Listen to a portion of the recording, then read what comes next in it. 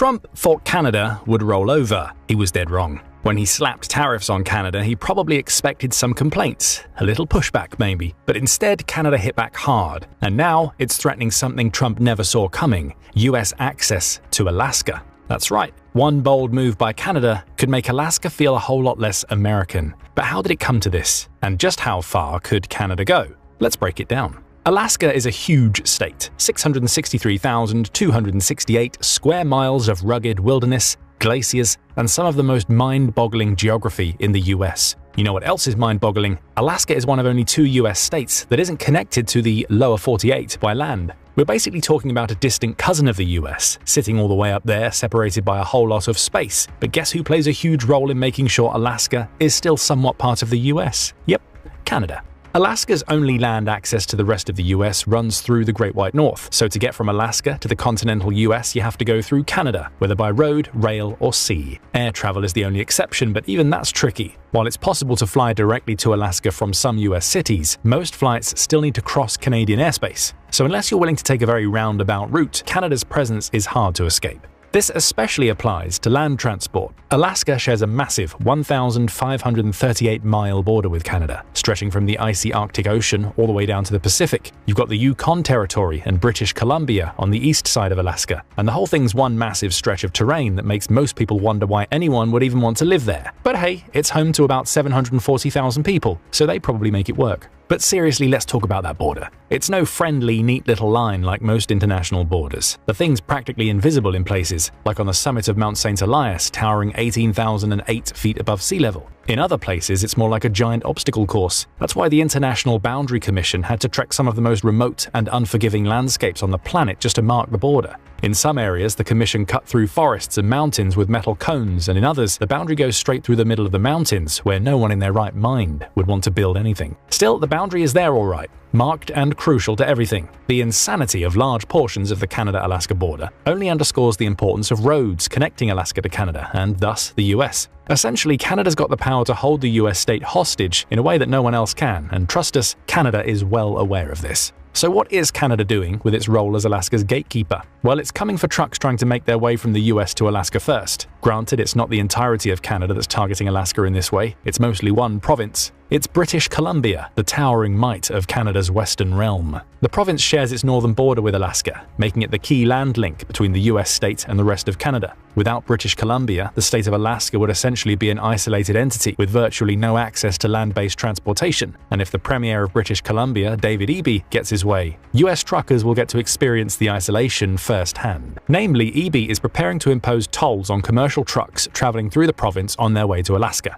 Tolls are essentially fees charged for using certain roads, bridges, or tunnels, and they typically fund infrastructure or manage traffic. But in this case, they have a slightly different job: to limit US access to Alaska. If implemented, these fees would add significant costs to shipments heading north, making it more expensive and potentially less efficient to transport goods from the lower 48 to Alaska. They're a direct response to Trump's tariffs, and Eby is making this clear. While the tolls might not come into effect immediately, they certainly serve as a warning shot. British Columbia is ready to make life harder for US truckers if the trade war continues to escalate. Canada won't just sit back and absorb the economic blow without pushing back. And it's not just about the money. This move could create a serious logistical headache. Alaska depends on this land route for most of its goods, and without it, the state would face crippling shortages. The goods being hit the hardest? Fresh produce and oil, according to Alaska State Senator Robert Myers. Myers himself is a trucker, so he knows what he's talking about. When asked about the tolls and their intended targets, he said, "If you want to get something up here fast, you put it on a truck, not a barge." However, this still doesn't mean Canada is swarmed with trucks heading to Alaska all day long. In fact, the truck traffic headed to Alaska isn't nearly as intense as it is in the lower 48. According to the Alaska Trucking Association, 57.8% of manufactured tonnage is transported by trucks in Alaska, which is 13,170 tons per day. This lower number results from Alaska not functioning like most other states when it comes to transportation. The state is more dependent on air and water transport for moving goods, due to its remote nature and the difficulty of accessing it by land. What's more, the role of trucks in Alaska is more specialized. According to the National Highway System, Alaska's truck freight transportation mainly focuses on moving goods from seaports and airports to industrial sites and consumers, rather than hauling large volumes of goods over long distances like in the lower 48. This is a much smaller role, and Alaska only has 2,229 miles of designated roadways within the national highway system, which is just 12.6% of its total public network, and not as much freight traffic passes through it as you would find in other states. This means that Canada's tolls would affect a crucial but relatively small segment of traffic. That is, of course, if British Columbia manages to implement these tolls in the first place. To achieve this symbolic victory, British Columbia would have to navigate a tricky legal and logistical minefield. Let's tackle the legal aspect first. The proposed toll system faces a major legal challenge, an existing treaty between Canada and the US specifically concerning the Alaska Highway. The Alaska Highway is a 1,387-mile stretch of road that serves as the primary land route between Alaska and the rest of the US. Built during World War II as a military route, it's now the main overland connection for residents, industries, and tourists alike. The highway stretches through some of the most remote, rugged landscapes in North America, with weather and road conditions that make it feel more like a survival challenge than a scenic drive. But we'll explore this highway in more detail later. For now, let's get back to why its toll system would be a legal headache. You see, under the treaty we just mentioned, Canada is explicitly prohibited from imposing tolls on any portion of the highway system used for the transport of goods between the US and Alaska. Article 2 of this treaty states, Canada will not impose any highway toll or permit any such toll to be charged for the use of such highways by vehicles or persons. It doesn't get any clearer than that. Plus, this includes not just imposing fees directly, but also any indirect charges, effectively blocking tolls on the highway used for the transportation of goods. The treaty aims to facilitate smooth and uninterrupted transport along this critical route, which, as mentioned, serves as the sole land link between Alaska and the rest of the US. The 1977 agreement also ensures that the US and Canada will jointly maintain the Alaska Highway, with the US funding reconstruction and Canada overseeing its upkeep. Adding tolls would not only violate these terms, but would also risk complicating the collaborative infrastructure maintenance outlined in the agreement. The legal precedent set by this treaty means that EB's proposed tolls could violate international agreements, forcing British Columbia to face a diplomatic and legal battle. But given how determined British Columbia seems to be to fight back, it wouldn't be shocking if its premier found some sneaky loophole to wiggle through. After all, EB is a man on a mission, one that won't be deterred by anything, not a pesky treaty, and not logistical challenges. As far as these logistical, or should we say technical challenges go, British Columbia's plans could hit a few bumps in the road. For starters, the province doesn't currently have any toll stations along its highways leading to Alaska. This fact probably has something to do with the treaty we keep mentioning. But even if legal barriers were somehow sidestepped, the technical side of things isn't as simple as it sounds. As Ranj Pillai, the premier of Yukon, another province considering tolls, points out, implementing tolls would require significant new infrastructure. Think toll booths, staff to operate them, and likely a brand new set of regulations to get everything up and running. We've got to look at what our actions are and what legal tools we have to make those decisions, said Pillai, sounding a bit like someone who's about to open a can of worms. It's one thing to talk tough. It's another to actually build the system to back it up. Myers, however, doesn't seem to agree with Pillai. Although he isn't in favor of tolls for his state, he doesn't consider tolling rocket science in this case. After all, trucks already have to stop at way stations for safety checks, so adding toll booths wouldn't be a massive leap. But Myers isn't the only one who isn't fond of these tolls. Jamie Benson, the executive director of the Alaska Trucking Association, has also voiced strong concerns. She said the proposal will significantly increase transportation costs, disrupt supply chains, and raise prices for essential goods that Alaskans rely on. Benson urged provincial policymakers to remember the great relationship between Alaska and British Columbia, hoping the federal governments could find a way to avoid tariffs. Seems like the pressure's building on all sides. But you know who doesn't care about this pressure? The people of Canada. Take the folks in Yukon as an example. They're not just sitting back and hoping this all blows over. No, they're getting creative with their retaliation. Pillai has heard from residents who are practically pitching an action plan, including ideas like banning Alaska athletes from the upcoming Arctic Winter Games. And if you think that's bold, some Yukoners are even suggesting they put a ban on none other than Donald Trump himself. Yep, you heard that right. The man known for big game hunts in the territory might find himself on the do not enter list, and he will surely have to earn his way back. These unconventional ideas paint a pretty clear picture. Canada won't back down. Even though Trump has eased off some of his initial tariff threats, EB has been firm. We will not tolerate these ongoing threats and uncertainty. We're standing up for Canadians. The toll proposal, though mostly symbolic for now, speaks volumes. The number of trucks affected might be small, but the message behind it is loud and clear. Canada's frustrated and ready to stand its ground. This piling frustration makes us wonder, how far could Canada go? Could it cut off Alaska completely? Let's hypothesize a little. If Canada wanted to cut off Alaska from the rest of the US, it would need to disrupt key transportation and supply routes. Here's how that could be done in theory.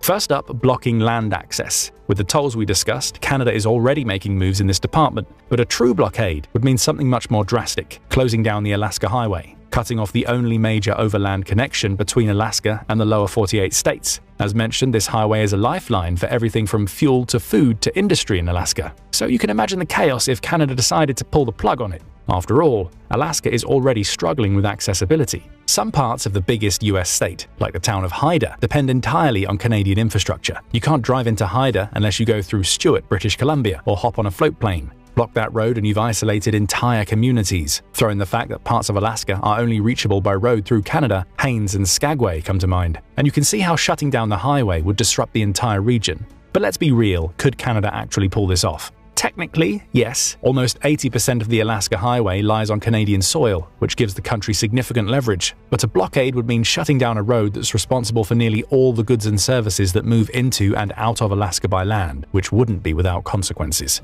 The economic fallout would be immense, and it's not just Alaska that would suffer. Businesses across Canada would see disruptions too. But remember, Canada is tired of the ongoing tariff threats. The idea of closing off Alaska's primary road access might seem extreme, but as tensions rise, who knows? The way things are headed, the Alaska Highway might just become the world's most dramatic game of chicken. Now, if Canada really wanted to crank up the pressure, blocking marine access could be a game changer. Alaska's Inside Passage stretches 500 miles along the Pacific Ocean and boasts wildlife-filled fjords, tidewater glaciers, and lush island scenery. It's a coastal beauty, yes, but more importantly, it's a crucial route for Alaska, and more than 90% of Alaska-bound cargo is shipped by ocean. If Canada wanted to make things difficult, shutting this route down would send shockwaves through Alaskan logistics. After all, this is the route freighters, fishing boats, and passenger ferries take through Canadian waters to avoid harsher conditions of the open ocean. So blocking the Inside Passage means forcing vessels to take the open ocean route, a longer, rougher, and far less efficient path. Not exactly the cruise ship captain's dream. Speaking of cruises, Alaska's thriving cruise industry depends on these Canadian waters. In 2023 alone, a record 1.65 million cruise passengers used this route to visit Southeast Alaska. If Canada cuts it off, not only does Alaska face a tourism crisis, but the ripple effect on the cruise industry would be catastrophic. We're talking cancelled trips, lost revenue, and angry passengers left stranded in Canadian ports. Then there's the Prince Rupert Ferry Terminal, which serves as a critical transit hub for Alaskans heading south. If Canada decides to close it, they're essentially slamming the door on Alaska's travel connections to the lower 48. That's not to mention the fact that this terminal is the world's first marine pre-clearance location, meaning US Customs handles inspections in Canada. But would Canada take such drastic steps? Again, it's not beyond the realm of possibility. Blocking marine access would shake Alaska and the US to its core, and the consequences will be felt far beyond the waters. Canada's playing the long game, and with the Inside Passage and Prince Rupert Terminal in its hands, it has the cards to make a major impact. But when we shift to air travel, the stakes drop a little. Sure, Alaska's air traffic is crucial, but Canada's influence in the skies is more about subtle inconvenience than full-on chaos. Here's the deal. US commercial and military flights between Alaska and the lower 48 often pass through Canadian airspace. Now, if Canada decided to deny these overflight rights, it would force planes to take a longer, costlier route, either over the Pacific or the Arctic. It's a hassle for sure, but it's not the kind of knockout punch other blockade methods would deliver. At most, we're talking higher fuel costs, more logistical complexity, and maybe a few more angry passengers, but the effect is relatively minor in the grand scheme of things. Alaska's air infrastructure could still function, just with a few detours thrown in. That said, air traffic does rely heavily on coordination with Canadian air traffic control. The smooth operation between US and Canadian aviation authorities keeps flights flowing efficiently. If Canada threw a wrench in that system, you'd see delays, sure, but nothing catastrophic. The real disruption would come in the form of emergency diversions. Aircraft flying to or from Alaska that might need to land in Canada in case of an in-flight emergency, and that's where cooperation matters, but even then it's all temporary setbacks. What isn't a temporary setback, however, is Canada's grip on Alaska's trade and commerce. This is where the real havoc could be wreaked. Much of Alaska's fuel, food, and consumer goods come through Canada, so imagine Canada slapping heavy tariffs, closing border crossings, or banning specific trade routes. It's not just an inconvenience,